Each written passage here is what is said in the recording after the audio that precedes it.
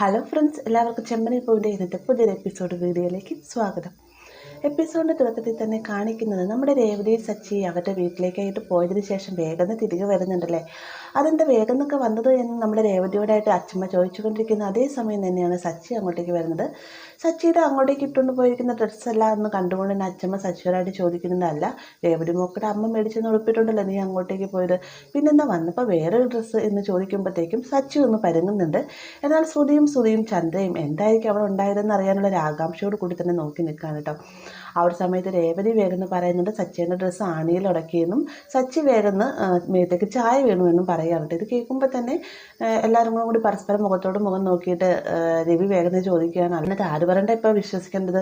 രേവതി മോള് പറഞ്ഞു ആണിയിൽ ഉടക്കിയ, നീ പറഞ്ഞു മേത്ത് ചായ വീണതാണ് എന്ന് പറയുമ്പോഴത്തേക്കും അത് തന്നെ ചായ കുടിച്ചുകൊണ്ടിരുന്നപ്പം അത് മേത്ത് വീണത് കഴുകാൻ വേണ്ടി പോയ സമയത്താണ് ആണിയിൽ ഉടക്കിയതെന്ന് സച്ചി മറുപടി പറയുന്നുണ്ട്. പെട്ടെന്ന് തന്നെ ചന്ദ്ര ചോദിക്കുകയാണ്, പിന്നെ ആണിയിൽ ഉടക്കി കീറി ഉടനെ തന്നെ നിനക്കിടാണ്ട് വേറൊരു ഷർട്ട് അവിടെ ഇവക്കടെ അമ്മ അവിടെ മേടിച്ചു വെച്ചിട്ടുണ്ടായിരുന്നു, അതും കറക്റ്റ് അളവിൽ തന്നെ എന്ന് ചന്ദ്ര ചോദിക്കുമ്പോഴത്തേക്ക് സച്ചി ഒന്ന് പെട്ട അവസ്ഥയിലാവുകയാണ്.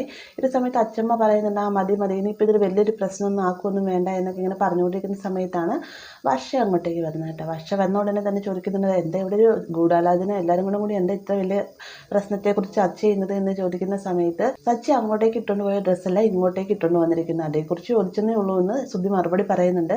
ഈ ഒരു സമയത്ത് വർഷ പറയുകയാണ്, ഇതിപ്പോൾ ഇത്ര വലിയ പ്രശ്നമാക്കേണ്ട കാര്യമുണ്ടോ, ഞാൻ തന്നെ ഡെയിലി 4 ഡ്രസ്സ് ഇടാറുണ്ട്, ഡബ്ബിങ്ങിനൊക്കെ പോണ സമയത്ത് എക്സ്ട്രാ ഒരു ഡ്രസ്സും കൂടെ ബാഗിൽ കരുതാറുണ്ട് എന്നൊക്കെ വർഷ പറയുമ്പോഴത്തേക്കും തൽക്കാലത്തേക്ക് ഒരു ആശ്വാസമായി എന്ന രീതിയിൽ നിൽക്കുകയാണ് സച്ചിയും രേവതിയും. ഈ ഒരു സമയത്ത് അച്ഛമ്മ പറയുകയാണ്, കേട്ടില്ലേ വർഷമോള് പറയുന്നതാണ് ശരി, ഇതൊക്കെ ഇത്ര വലിയ പ്രശ്നമാക്കേണ്ട കാര്യമൊന്നുമില്ല, എല്ലാവരും ഫംഗ്ഷന് വേണ്ടിയിട്ട് എല്ലാ കാര്യങ്ങളും ചെയ്തോളാനായിട്ട് പറയുന്നുണ്ട്. കൂടുതൽ തന്നെ ചന്ദ്രയോട് ചോദിക്കുന്നുണ്ട്, നീ എന്താ ചന്ദ്ര ഇവിടെ നിൽക്കുന്നത്, നിനക്ക് അടുക്കളയിൽ ജോലിയൊന്നും ഇല്ലേ എന്നും പറഞ്ഞുകൊണ്ട് ചന്ദ്രയോട് ദേഷ്യപ്പെടുന്ന നേരത്ത് രേവതി നിന്ന് രൂക്ഷമായി നോക്കിയതിന് ശേഷമാണ് ചന്ദ്ര അടുക്കളയിലേക്ക് കയറി പോകുന്നത്. ഇതേ സമയം തന്നെ ശ്രീകാന്തും വർഷങ്ങളും പുറത്തേക്ക് പോയിട്ടൊരുങ്ങുന്ന സമയത്ത് എങ്ങോട്ടേക്ക് നിങ്ങളെന്ന് ശ്രുതി ചോദിക്കുന്നുണ്ട്. അല്ല പുറത്ത് പോയിട്ട് കുറച്ച് കാര്യങ്ങളുണ്ടാണ്, എന്താ ശ്രുതിയായിട്ട് ഇപ്പം തന്നെ ഇവിടെ അലങ്കാരങ്ങളൊക്കെ ചെയ്യാനായിട്ട് ആൾക്കാർ വരുന്നതായിരിക്കും, അവർക്ക് വേണ്ടിയിട്ട് എല്ലാ ഹെൽപ്പും ചെയ്തു കൊടുക്കണമെന്ന് ശ്രീകാന്ത് ശ്രുതിയോടായിട്ട് പറയുന്നുണ്ട് കേട്ടോ.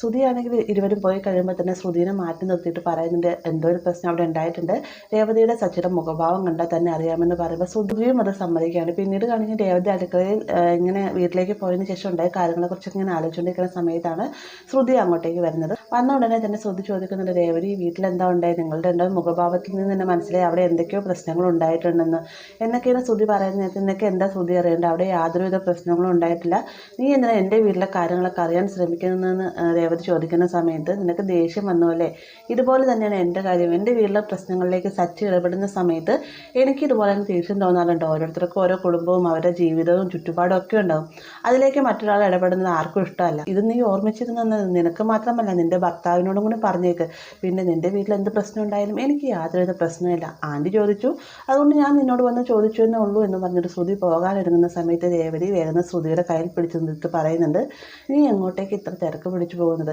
നീ ഇങ്ങോട്ടേക്ക് വന്നതും നിൻ്റെ ആൻറ്റി എന്തിനാ നിന്നെ ഇങ്ങോട്ടേക്ക് പറഞ്ഞു വിട്ടതെന്ന് എനിക്ക് നന്നായിട്ട് അറിയാം, എൻ്റെ വീട്ടിൽ എന്തെങ്കിലും പ്രശ്നം ഉണ്ടായിട്ടുണ്ടോ എന്ന് അറിയുക, അതിനുശേഷം അത് വെച്ചിട്ട് ഈ ഒരു ചടങ്ങൊന്ന് കൊളാക്കുക, എന്തായാലും നിങ്ങൾ രണ്ടുപേരും ഉദ്ദേശം നടക്കാൻ പോകുന്നത് ഇന്ന് വൈകുന്നേരം ഈ ഒരു ഫംഗ്ഷൻ നടക്കുക തന്നെ ചെയ്യും, മാത്രമല്ല ഫംഗ്ഷന് എൻ്റെ അമ്മയും അനിയത്തിയും എൻ്റെ വീട്ടിൽ നിന്നുള്ള എല്ലാവരും വന്നു ചേരും, നീ ചോദിച്ചതിനുള്ള ഉത്തരം കിട്ടിയല്ലോ എന്ന് രേവതി ചോദിക്കുന്നുണ്ട്. ശ്രുതി നാണം കെട്ടാൻ അവിടെ നിന്ന് പോകാൻ കേട്ടോ.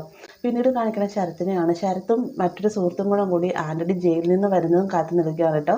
ആന്റണി ജയിലിൽ നിന്ന് വന്ന ഉടനെ തന്നെ ശരത്ത് ഓടിച്ചെന്ന് ആന്റണിയുടെ കഴുത്തിൽ മാലയൊക്കെ ഇട്ട് കൊടുക്കുന്നുണ്ട്. ഈ സമയത്ത് ആന്റണി ചോദിക്കുന്നുണ്ട്, ഞാനെന്താ ആദ്യമായിട്ട് ജയിലിൽ പോകുന്നതാണോ എന്ന് ചോദിക്കുന്ന സമയത്ത് അതല്ല, പക്ഷേ ആന്റണിയേട്ടും തെറ്റൊന്നും ചെയ്തില്ല പോയിട്ട്, അതുകൊണ്ടാണ് ഇങ്ങനൊരു ഹാരമൊക്കെ ചാർത്ത് ചെയ്തതെന്നൊക്കെ ശരത്ത് മറുപടി പറയുന്നുണ്ട്. ഈ ഒരു സമയത്തും ആന്റണി സച്ചിന് മനഃപൂർവ്വം താൻ കുടുക്കിയതല്ല, നിന്റെ ചേച്ചിയുടെ ദോഷത്തിന് വേണ്ടി യാതൊന്നും ചെയ്യുകയില്ല എന്നൊക്കെ പറഞ്ഞുകൊണ്ട് തന്നെ ന്യായീകരിച്ചെന്ന് സംസാരിക്കുന്നുണ്ട്.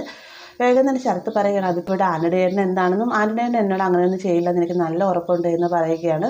കൂട്ടിൽ തന്നെ ഇന്ന് സച്ചിയുടെ രേവതിയുടെ ആനിവേഴ്സറി ആണെന്നും അതിന് താൻ പോയില്ല എന്നും വീട്ടിൽ വന്ന സമയത്ത് സച്ചി താൻ മേടിച്ചു കൊടുത്ത ഡ്രസ്സ് വഴി തൻ്റെ മുഖത്തേക്ക് വലിച്ചെറിഞ്ഞിട്ടാണ് പോയത് എന്നുള്ള കാര്യങ്ങളെല്ലാം തന്നെ ആന്റണിയോടായിട്ട് ശരത്ത് പറയുകയാണ്. ഈ സമയത്ത് ആന്റണി പറയുന്നുണ്ട്, ഓഹോ ഇന്ന് സച്ചിയുടെ രേവതിയുടെ വിവാഹ വാർഷികമാണല്ലേ, നീ എന്താ എന്നിട്ട് പോകാതിരുന്ന് ചോദിക്കുന്ന സമയത്ത് ഇന്ന് വീട്ടിൽ വന്നപ്പോൾ തന്നെ ഉണ്ടായ പ്രശ്നങ്ങൾ ഞാൻ ആന്റണിയോട് പറഞ്ഞില്ലേ, ഇനിയിപ്പോൾ ഞാൻ അങ്ങോട്ടേക്കും പോയിട്ട് പ്രശ്നങ്ങൾ ഉണ്ടാക്കണ്ട എന്ന് കരുതി എന്നൊക്കെ ശരത്ത് മറുപടി പറയുമ്പോഴത്തേക്കും അതെങ്ങനെ ശരിയാവും ശരത്ത്, നിൻ്റെ ചേച്ചിക്കുള്ള ആകെ ഒരു ആങ്ങളയല്ലേ നീ, അപ്പോൾ നീ വേണ്ട എല്ലാ കാര്യങ്ങളും മുന്നിൽ നിന്ന് ചെയ്യാനായിട്ട്.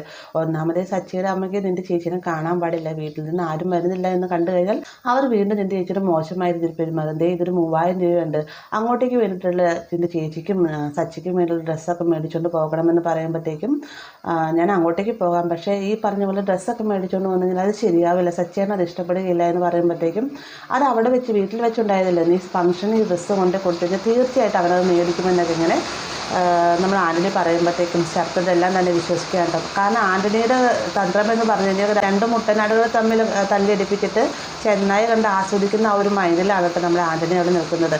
ശരത്താണെങ്കിൽ അത് വിശ്വസിച്ചുകൊണ്ട് തന്നെ ശരി ഞാൻ പോയിട്ട് വരാമെന്ന് പറഞ്ഞുകൊണ്ട് അവിടുന്ന് പോവുകയും ചെയ്യുന്നുണ്ട്.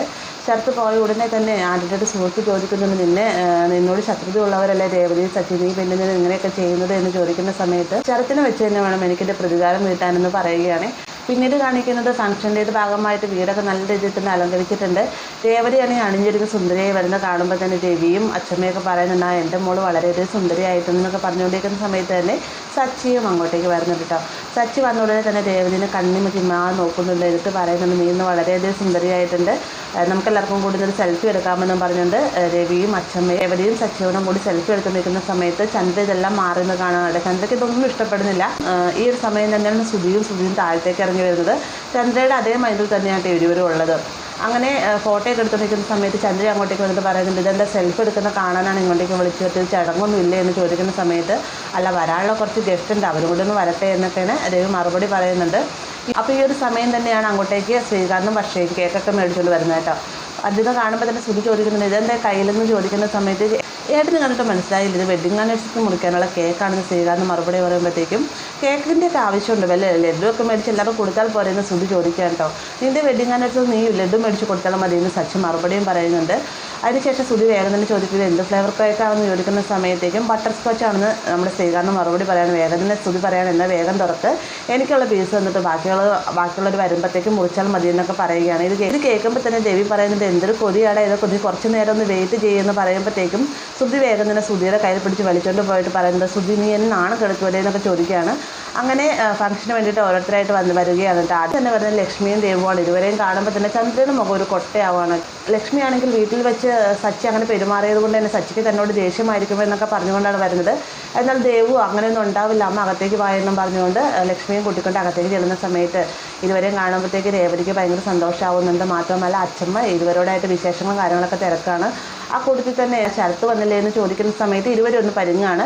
പെട്ടെന്ന് തന്നെ ദേവ് പറയുന്നുണ്ട് അവന് സ്പെഷ്യൽ ക്ലാസ് ഉണ്ട്, അവൻ അതിന് പോയിരിക്കുകയാണെന്ന് പറയും സമയം തന്നെയാണ് മഹിമ അങ്ങോട്ടേക്ക് വരുന്നത്. മഹിമ വരുന്നത് കാണുമ്പോൾ തന്നെ വർഷം ഓടിച്ചെന്ന് കെട്ടിപ്പിടിക്കുകയൊക്കെ ചെയ്യുന്നുണ്ട്. അപ്പോൾ തന്നെ സച്ചി രവിയോട് ചോദിക്കുന്നത് ഇവരെ ആരാ ഫംഗ്ഷന് വിളിച്ചതെന്ന് ചോദിക്കുന്ന സമയത്ത് ഞാനാണ് വിളിച്ചത്, നേരത്തെ ഒരു ചടങ്ങിൻ്റെ സമയത്ത് ഒരു പ്രശ്നം ഉണ്ടായതല്ല, അത് ഈ ഒരു ചടങ്ങോടുകൂടി തന്നെ പ്രശ്നങ്ങളൊക്കെ തീരട്ടെ എന്ന് കരുതിയിട്ടാണ് വിളിച്ചു വരുത്തിയതെന്ന് പറയുന്നുണ്ട്. മഹിമ വരുന്ന നിൽക്കുന്ന കാണുമ്പോൾ തന്നെ സച്ചി രവിയോടായിട്ട് പറയുന്നത്, അച്ഛ അവരോട് ഞങ്ങളുടെ അടുത്തേക്ക് വരണ്ടെന്ന് പറയണം, ഇനി അവരെ വളയോ സ്വർണ്ണമോ എന്തെങ്കിലും കാണാതെ പോയി കഴിഞ്ഞാൽ ഞങ്ങളെ വീണ്ടും കള്ളനും കള്ളിയാക്കുമെന്നൊക്കെയാണ് സച്ചി പറയുമ്പോഴത്തേക്ക് സച്ചി നീ മിണ്ടാതിരിക്കും, ഇങ്ങനെയാണോ വരുന്നവരോട് പെരുമാറേണ്ടതെന്ന് രവി ചോദിക്കുന്ന നേരത്തെ സച്ചിയെ കുറ്റം പറഞ്ഞിട്ട് കാര്യമില്ല, അന്ന് ഞാൻ അതേ രീതിയിലാണ് പെരുമാറിയതെന്നൊക്കെ മഹിമ പറയുമ്പോഴത്തേക്കും സച്ചിയുടെ മുഖഭാവമൊക്കെ വേഗം മാറുന്നുണ്ട്. ആ ഒരു ഭാഗത്തോടെയാണ് ഇന്നത്തെ എപ്പിസോഡ് അവസാനിക്കുന്നത്. വീഡിയോ ഇഷ്ടമായെങ്കിൽ ലൈക്ക് ചെയ്യാനും കൂടി ചാനൽ സബ്സ്ക്രൈബ് ചെയ്യാനും മറക്കരുത്.